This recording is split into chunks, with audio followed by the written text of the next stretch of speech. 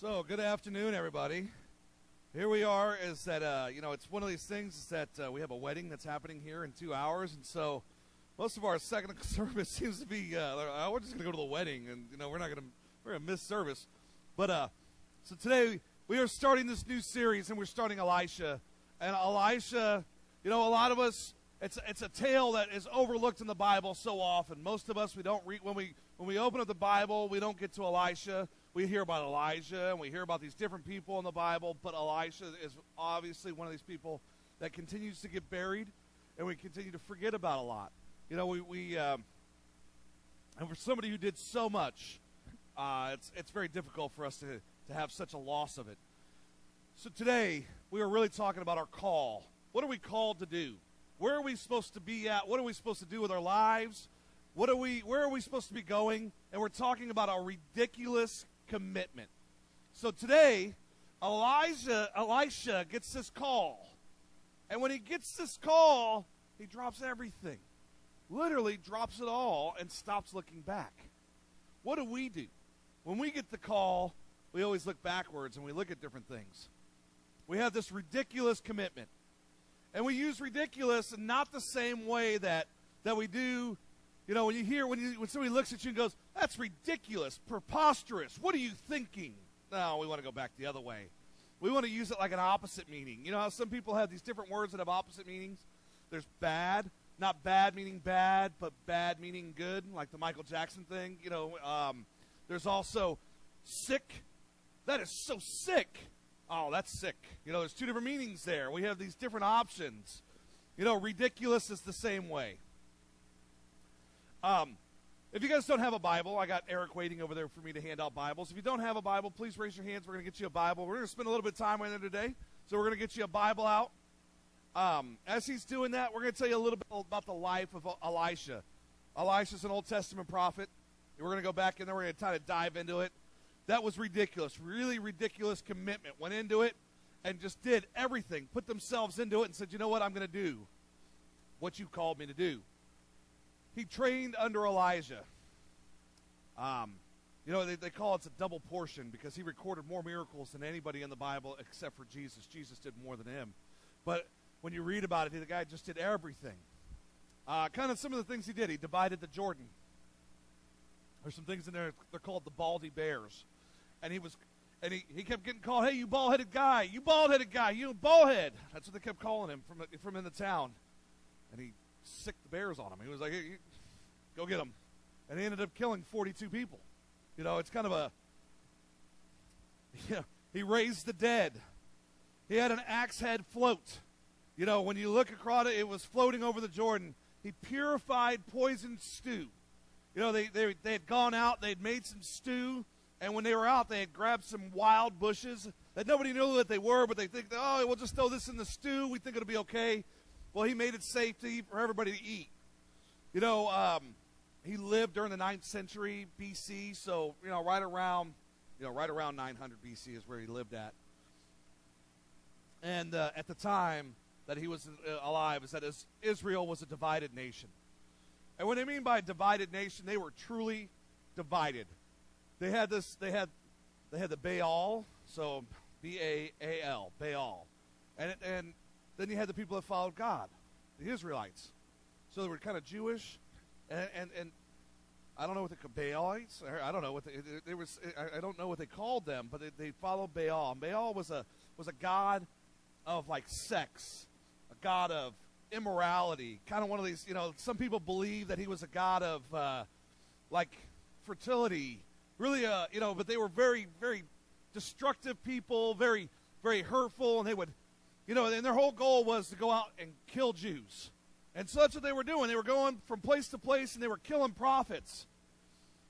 And that's kind of where our story leads today. So we're going to open up our books, or our Bibles, our books, as a teacher would say. And you're going to go to 1 Kings 19. And I usually, a lot of times you guys don't see me bring my Bible out.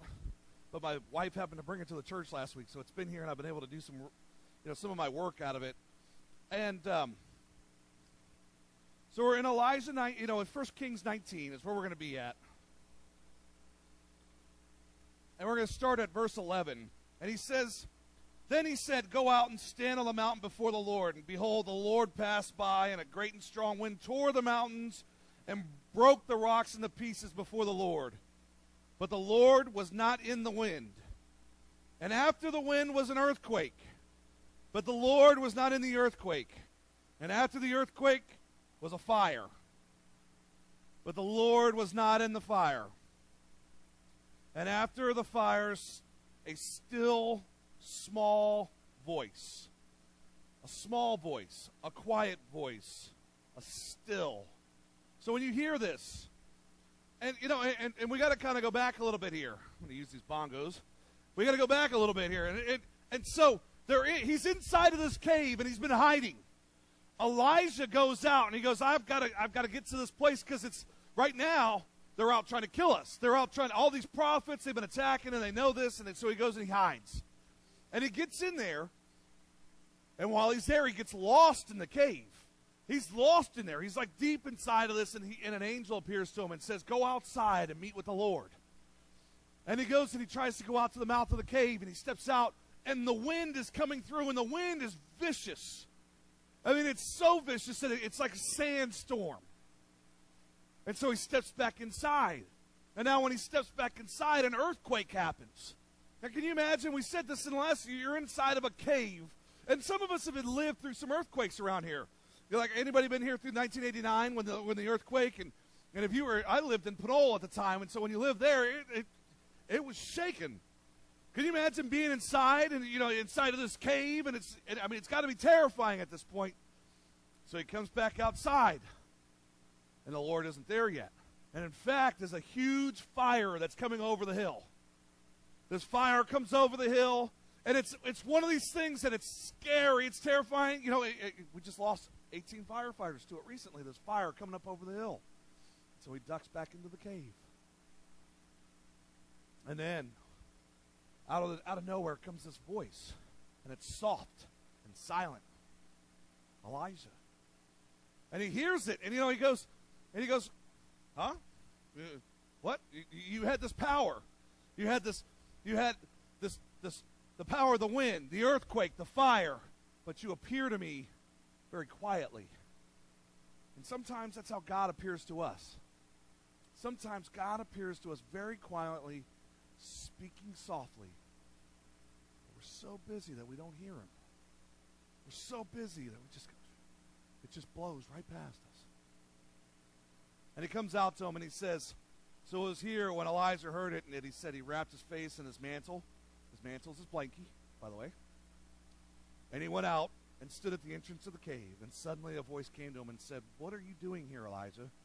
And he said, I have been very zealous for the Lord of the God of hosts, because of the children of Israel. I have forsaken your covenant, have torn down your altars, and have killed your prophets. With the sword I alone am left, and they seek to take my life.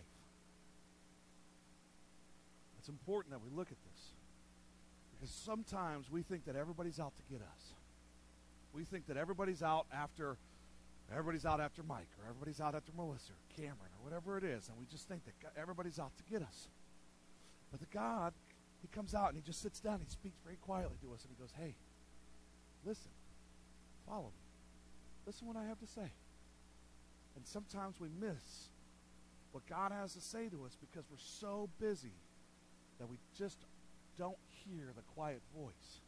We don't hear him go, what are you doing? Why are you hiding here? Why are you in this cave hiding right now? And we miss it. So Elijah gets lost. He's looking there and he's going, what am I supposed to do? I need another prophet. Somebody has to take over for you. And God tells him to go out. To go out and look and search. And he tells him who he's looking for. And he gives him some, he gives it, God, because God doesn't always speak to us very direct. He doesn't come out and go, hey, you're going to go find this guy. He's going to be plowing. He's going to have 12 oxen, and that's who you're going to talk to. No, he goes, you're going to go through this valley, and you're going to talk to this guy, and you're going to meet this person, and you're going to meet.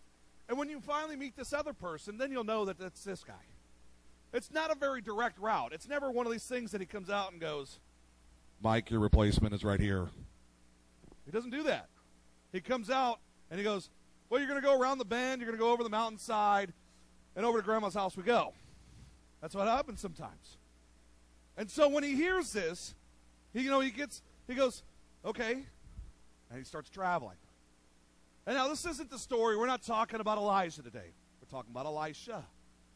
Elijah had his own challenges, and he went out, and but we can read all about it. And so if you want to stay up to what we're doing in this series, you can read 1 Kings 19, and then we don't hear about him again until 2 Kings. So it's 1 Kings 19. We hear about everything that happens, and then 2 Kings we hear about him again. So if you want to know, if you want to stay up to what we're reading, it's 1 Kings and 2 Kings. But God called an ordinary man to be a prophet. A ridiculous responsibility. Elijah goes down and he meets Elisha. He comes to him. Elijah's out working the farm. He hasn't been taught anything. And he called an ordinary person to counsel kings, to perform miracles, and to speak on behalf of God. He wasn't a priest. He never went to seminary. He never went out and learned any of this other stuff.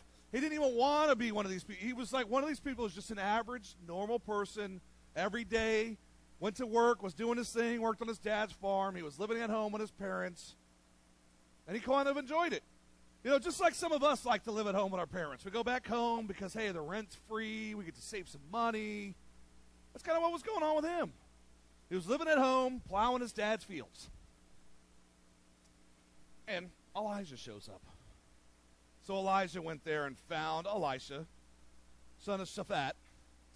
He was plowing with 12 yoke of oxen, and he himself was driving the 12th pair. Elijah went up to him and threw his cloak around him. Remember that blankie we were talking about? The mantle. He threw it around him. He said, here, and it's no longer my blankie, it's your blankie. And he threw it on him. And he goes, and Elijah left his own oxen and ran after Elijah. Let me kiss my father and mother goodbye, he said, and I will come with you. I will go back, Elijah replied, and what have I done to you? So Elijah left him and went back. He took his yoke of oxen and slaughtered them. He burned the plowing equipment to cook the meat and give it to the people, and they ate. Then he set out to follow Elijah, and he became his servant. Now, there's not a whole lot going on there, right?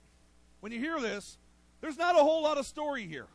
He shows up, and he goes, hey, I'm going to throw this blanket on you, and you're going to come with me.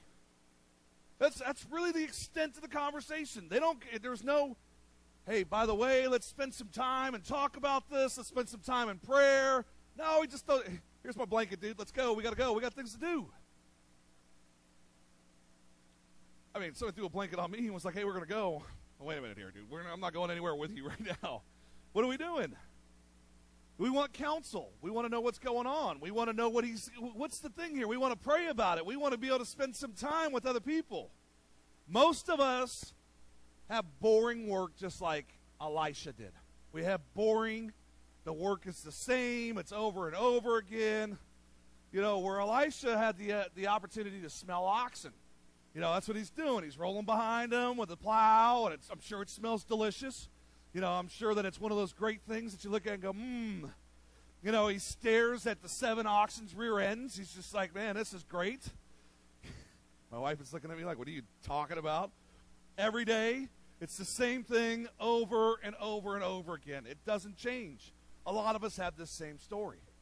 A lot of us, we get up in the morning, we get in our cars, we drive the same drive, we get to the same place that we work, we stare at the same computer screen, we do the same thing over and over and over again. We look to hit the same sales quota every month. We do the same homework time and time again. A lot of us just continue to do the same thing. We have the same job, and if you're a parent, maybe it's kids and laundry, but it's the same thing over and over again, and it becomes very, very mundane, and it becomes very, very boring, and you start to lose your passion staring at oxen rear end. It's just what we do. We get to the point we just go, I'm looking at the same thing over and over and over again. And this is kind of where Elisha was. Elijah's in this same period where he's been doing the same thing over and over and over again. And so maybe he was looking for the opportunity to be able to escape. So Elisha went up to him and threw his cloak over him. The mantle, put him under his care. He basically said, I've got you. Don't worry about it. You're coming with me. The 2 principles of ridiculous commitment. One, you don't have to fully understand to obey immediately. Elisha then left his oxen and ran after Elisha, and he said, "Let me kiss my father and mother goodbye," he said, "and then I will come with you." He didn't have to think about it. He didn't have to pray about it. He didn't look for the pros and cons. He didn't go talk to his therapist. He just picked up his stuff and he said, "Let's go." He didn't go, "Hey, where are the benefits? How many days do I have to be with you before I get health benefits? What's the salary going to be?" He didn't worry about any of that stuff. He picked up and went. He just said, "Okay, I'm going to do this because I know this is what God is telling me to do. I am trusting in you because I've heard the voice of God. I heard it. It came to me, and I know who you are." Instantly. He didn't care about his 5-year plan. He didn't care what he was doing tomorrow. He didn't care about anything else. He dropped it, and he said, "You know what? This is the call, and I'm going to do it." We all have this call for ridiculous commitment. It comes out. All of us. Every one of us have had this opportunity. It's popped up, and it's gone, what are you going to do?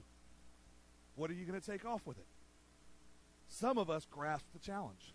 Some of us go, and we're like, "Oh, I got to go. I'm taking it. I'm going right now." And the rest of us stand back, and we go, "I really need to pray about this. I need to get some other people involved. I need to go meet with my therapist. My hairstylist. I need to meet this person. I need to go meet with that person." And we look for all kinds of other commitment. And we all look for all kinds of voices saying, "Yes, I believe, I believe, I believe." And then we get the one that goes, "Oh, I don't know." And then it just destroys our faith. When usually God speaks to us, and it's very quiet, it's very humble, and he goes, "This is what I want you to do. Go out and stop hiding in this cave and go find this person and go look for this." But we like to hide, and we like to look for an overbearing amount of commitment, and we look for a confirmation, and we go, I need every bit."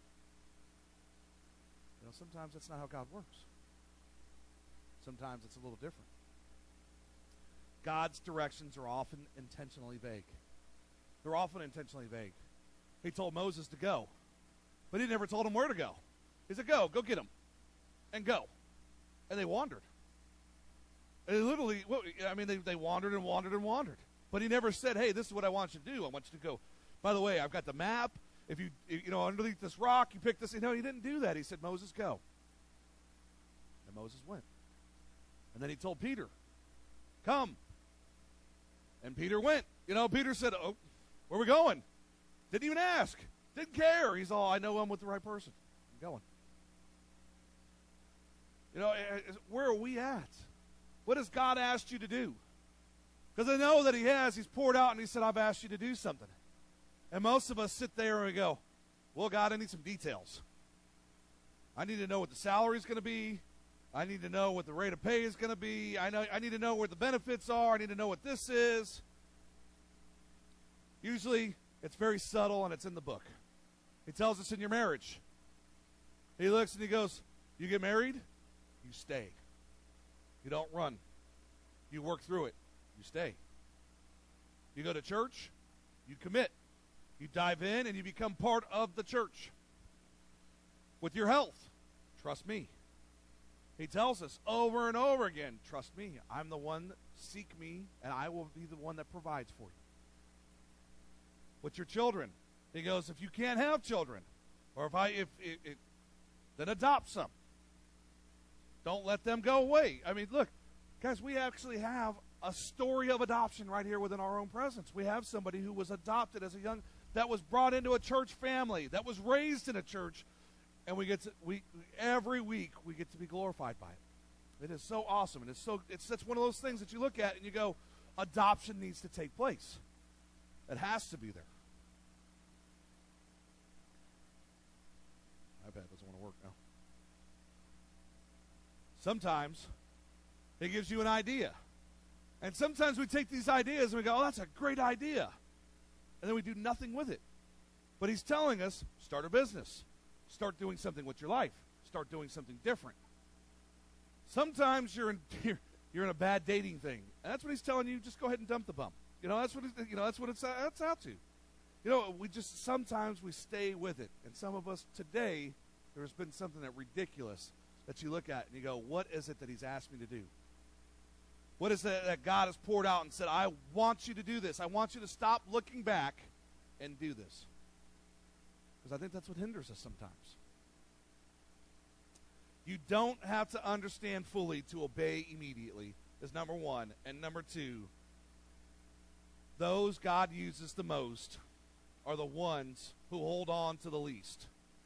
So Elijah left and went back, and he took his yoke of oxen, and he slaughtered them, and he burned the plowing equipment. So now, he had destroyed his livelihood. The thing that he was doing the most, he destroyed it. He said, God has called me, and I'm not looking back. He kills off the oxen, and he feeds the town. And in order to cook them, he burns the plow. And that's how he cooks up the meat. That's what prevents him from stop being fully, most of us, we have all these things that prevent us from being fully committed. We look back and we go, what do I got to do back here? I got to still take care of this, and I got to take care of that. Or I got to go make sure I get this taken. And God has said, stop that and follow me now. Stop looking backwards. In fact, give all that up and start following me. 2 Corinthians 5:17 tells us the same thing. If you believe in me, you have a new life. Stop looking backwards. But most of us, we tend to do this. Instead of walking forward, we do this. We look backwards. Everything is always behind us. What's coming from back there? What's coming back? What's going to come? What's going to come get me next? And God has told us, burn that plow and move forward. And start being committed. And start doing life the way I asked you to do it. But we love looking back. And Elisha knew that too. And Elisha knew that he was going to look back. And so to avoid that, I'll just burn that bad boy. Then I know that I have nothing to go back to. Now, I'm not telling you to be irresponsible. Some people did that. When you think about it, you look at the disciples, and you look back then, they were irresponsible, some of them. They were out fishing, and they just left the nets, and they took off, and they were like, all right, dude, we're following. We're going with you. We're going to do what you ask us to do. Sometimes we have to have that irresponsible faith. But I'm going to tell you this now, is that I am not saying anybody in here tomorrow walk into your job and be like, hey, by the way, God's called me to do something, I quit. Wait a minute here. Wait a minute here. You have to have that plow burning faith, but it's not. Don't go in and be like, hey, I'm done today without knowing what the plan is going to be. Sometimes we still have to make the plan. I know a guy down in Texas, and his dad gave him a bunch. He actually gave him 5. He gave him 5 Sonics. So, the Sonic Burger up here in Vacaville? Well, I know a young man at 22 years old had 5 of them in Texas. And they are very popular in Texas. He churned down a salary of $500,000 a year in order to be able to teach to teach 6th grade and be able to teach and coach high school football. Because he was called to that. So he made $34,000 a year instead of $500,000 a year. When you look at that and you hear that, it's about being called, and it's not always about money. It's not always about what this is going to provide for me. What is the salary going to be? It's about this is what God has called me because I know that I'm going to reach somebody here. I know some people who go to the lake every summer. Every summer. And I know some people that they went to their dad and they said, Dad, why is it that we can go to the lake every week, but we don't go to church? And so the dad came back and he put his boat up for sale, and they stopped going to the lake every week. And they said, you know what, we're committed, and we're going to start diving in, and we're going to start being at our church. I know somebody who got rid of their cell phone because it was too easily to access porn, and it was too easy to find things on there that they shouldn't have been, and so they went back to a phone that didn't have internet on it anymore. They got a Nokia 9410. Sometimes we do things because we know that it's not within our, we just got to stop looking back. We got to destroy things, and we need to give it up. There's so many of us that just continue looking backwards. I remember watching a movie with somebody, or watching a movie with a group of friends, where he takes the TV outside because he can't control it, and he smashes it up with a baseball bat. He just can't continue because he knows that if it's there, he's going to go back to it. What do we continue going back to? All the time, we all have different things that we go back to. We know that the drug addict, if they continue to stay in the same area that they are, they will never give up the drugs. They will stay there and they will continue to relapse to it. It's like leaving crack pipes all across the mantle. We're going to savor it, we're going to go back to it, and we're going to look at it all the time. It's like an alcoholic who goes, I've done drinking, but yet they've got a whole bar full of alcohol and a whole liquor cabinet full of it. Oh, I don't drink anymore. Well, the first time you get upset, there goes that liquor cabinet. Guys, what is it that we continue to look back? What is it that we need to remove from our homes? What is it that we need to change that in order for us to continue to move forward in God's plan rather than continuing to look backwards and taking steps back every time that we have issues, every time that something doesn't go exactly the way we planned, when God has already got a plan, he's saying stop, give up, and stop looking back and burn that plow. Give it up.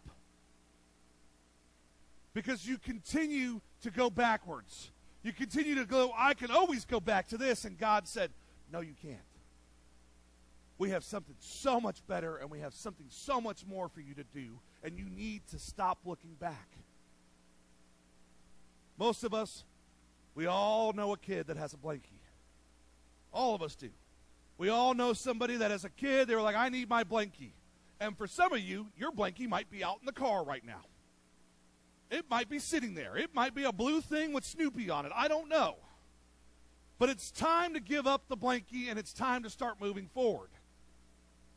Because all we do is we look back and we go, I'm going to suck on the nipple of this thing on the side. Because that's what we do as scared children. We need to get rid of it. We need to dump it. We need to burn the plow. We need to move forward. We need to start doing what God is doing.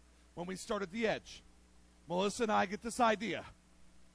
And we go, man, you think God's really telling us to do this? I don't know. We should talk to some people about it. Yeah, but while we're talking to them, we better start moving forward. We better start moving because I think God's talking to us right now. And we did. We started talking to people. But during that time, we had already started filing with the Secretary of State. We had already started filing with the IRS. We had already started doing the process of moving forward because we knew that God had called us. We talked to Eric and Lori, and we go, hey, what do you think of this? And they're like, we're on. It wasn't even like a convincing conversation. They were like, yeah, we're good. What? Really? Yeah, it was, all right. We talked to the next couple, and they were like, yep, we're in. We're good. It's good. Guys, it was one of those things that you knew God had. I went to my in-laws, and my in-laws said, yeah, that's a great idea. And I go, oh, my God is really in this. I got to stop asking questions. Because I knew that was the one person I knew that my in-laws would come out and go, oh, what are you thinking? You don't have the money for that. You don't have this. And because, guys, we didn't have anything. When we started, it was two of us sitting there going, okay, we have a name. Well, that's what we had. And we started going. And we look around and we go, God has provided with us so much. Because you don't see it. But within these walls, there's almost 20 computers. We didn't pay for any of them. You don't look around. You look around and you go, we've worked hard for everything that's in here, and we've been very frugal, and we buy things, we go out, we go buy this, we buy that. But God has continued to bless and continue to give because we continue to walk his route. We continue to walk the direction he tells us to go. We go, this is what we want. And we know there's no turning back. Trust me, I can't go back to New Life now and go, hey, I'd like to be back on staff. Come on. No, I burned that plow. You know?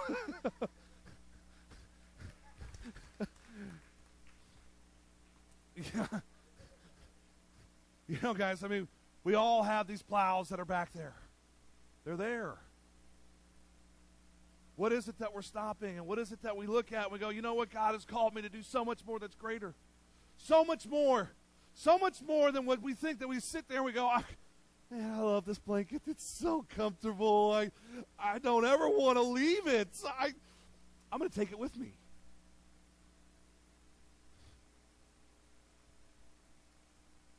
We need to change it.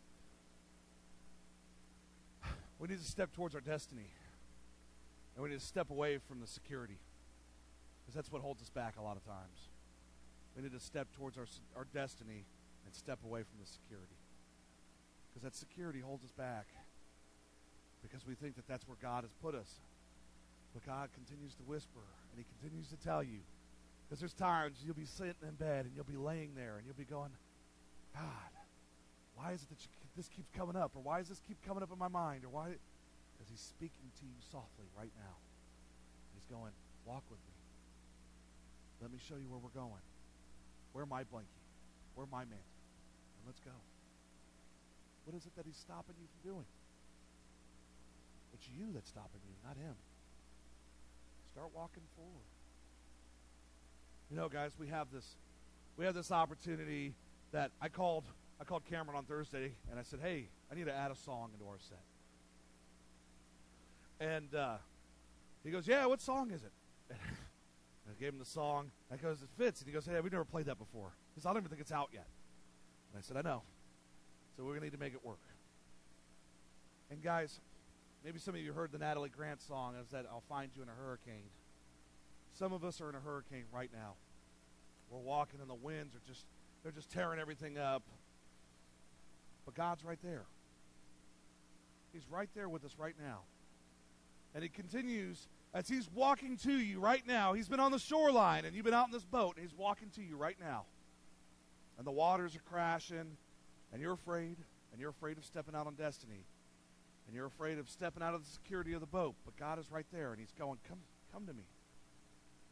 And so often we step out. And we put that foot out there, and we do just like Peter did. We put a foot out, and we put another foot out, and then we go, oh my God, our faith starts to quiver, and we start to fall, and we start to sink. And then we look back and go, we got to get in the boat. And I'm telling you is that God has got his hand out right now. And he's going, look, stop losing faith. I am right here with you. And let's do this together. And he's trying to help you up, and he's trying to carry you. What is holding you back? What is holding you back right now? What is your blankie? What is that security that you're just like, I can't get from underneath right now? So as our worship team comes back up right now to sing this song and we just want you to sit and we want you to relax as this happens, because really we want you to listen to the words, and we want you to be and guys, I will tell you is that most of the time in that hurricane, in that terrible time that we have, and that whatever we have going on, is that God is trying to reach you. It's the fire that's coming over the cave. It's the earthquake that's happening. It's the wind that is howling, that it pulls up the dust.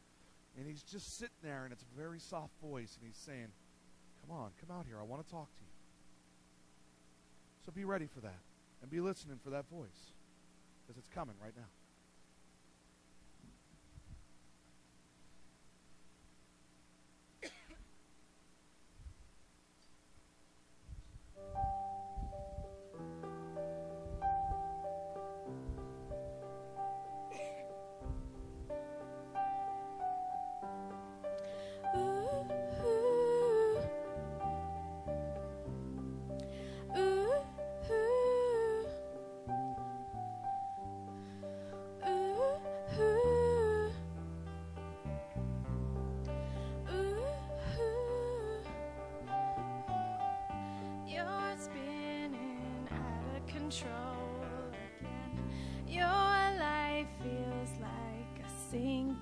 Ship. You're wondering how it came to this. Is it too late? Is it too far for him to reach you and come to where you are? Ooh, ooh, step out on the edge. Ooh, ooh, don't be afraid of it. When you feel the rain, call his name.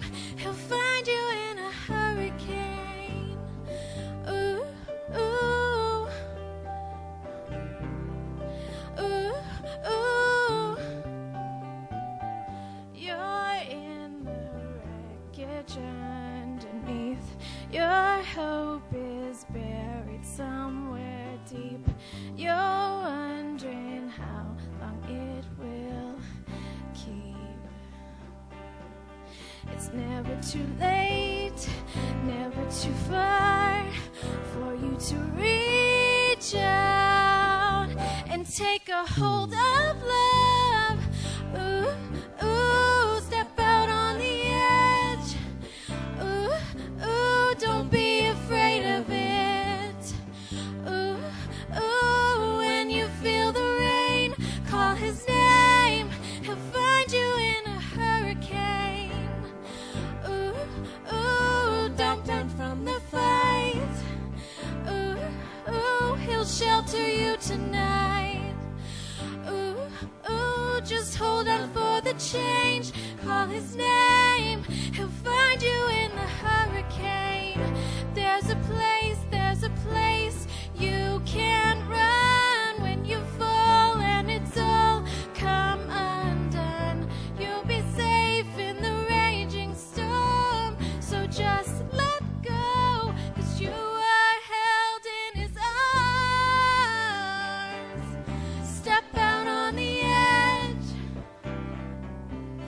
Don't be afraid of it. And when you feel the rain, call his name. He'll find you in a hurricane. Ooh, ooh. Ooh, ooh. Ooh, ooh. When you feel the rain, call his name. He'll find you in a hurricane. Ooh, ooh. Ooh, ooh.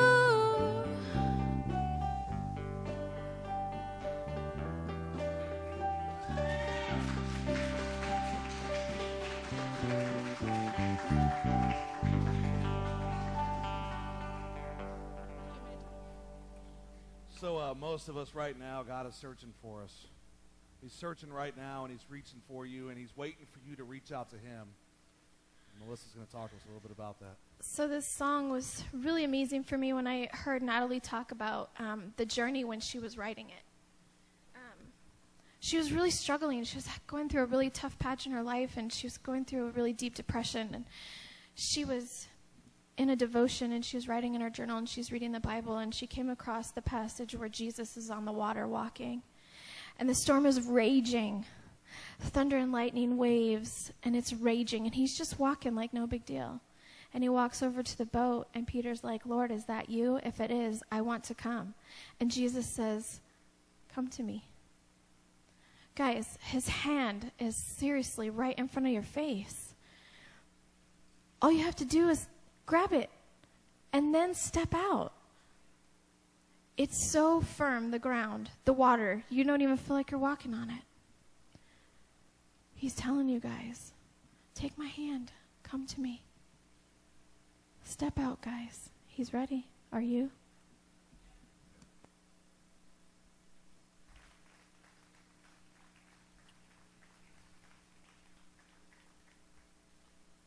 Each one of us has got something that is within us that God has called us to do. We've all been led to a road. We've all been led to a place, and God has said, this is your choice now. Make it.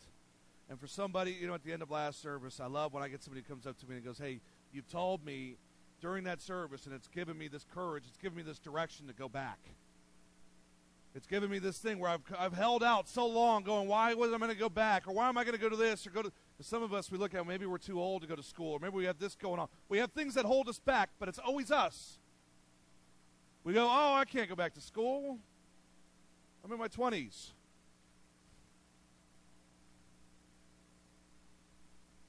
Sometimes, guys, we have things where God is going, come with me right now. Let's do it. Let's do it together. Let's have fun. Let's go out and wear this blankie that I have for you. I am your security. I am the person that you should travel with. I am the one that is here for you.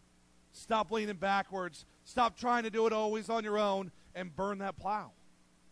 It's time for us to step out on the edge. It kind of fits the song. It's got the edge in it, and that's where we live at, and we know that when we step out, that God is there, and he's going to continue to provide for us. He's going to continue to give, and he's going to continue to shelter us and provide security. It's us that holds us back. It's us that continues to go, you know what, God, I don't have the commitment. I don't have this. I don't have the faith. And really what I tell you and I ask you to do now is to say, God, I am asking for that faith and I am asking for the strength and I want to step out. I am ready to step out. I am ready to start moving forward and I am ready to start doing what your plan is. Guys, it's not hard to ask. You'll be amazed on how much strength you get. On how much he pours out and goes, I've been here waiting for you to do that. I've been here waiting for you. Now let's do it. Let's pray. Father, thank you so much. Thank you so much for waiting for us. Thank you so much for being on the sidelines. Thank you so much for waiting for us to step out so that we can just grab hold of you. God, maybe some of us don't know you. Maybe some of us don't feel you yet and don't understand what this reaching out is and looking for you. And God, maybe we want to know you right now. We want to start a relationship, and we don't need to know everything about you. We don't need to know all the Greek and the Hebrew. All we need to know is that we want you, that you came, that you sent your son, that you died for us, and I'm ready to step out because I know that you were there for me. God, I know that you were here and that you are ready to take me and that you are ready to help me and you are ready to guide me, and I'm going to stop looking back. I'm ready to move forward, God. I'm ready to start following your plan. I'm ready to start doing what you asked me to do. God, I believe, I know, and I know that you are here waiting for me.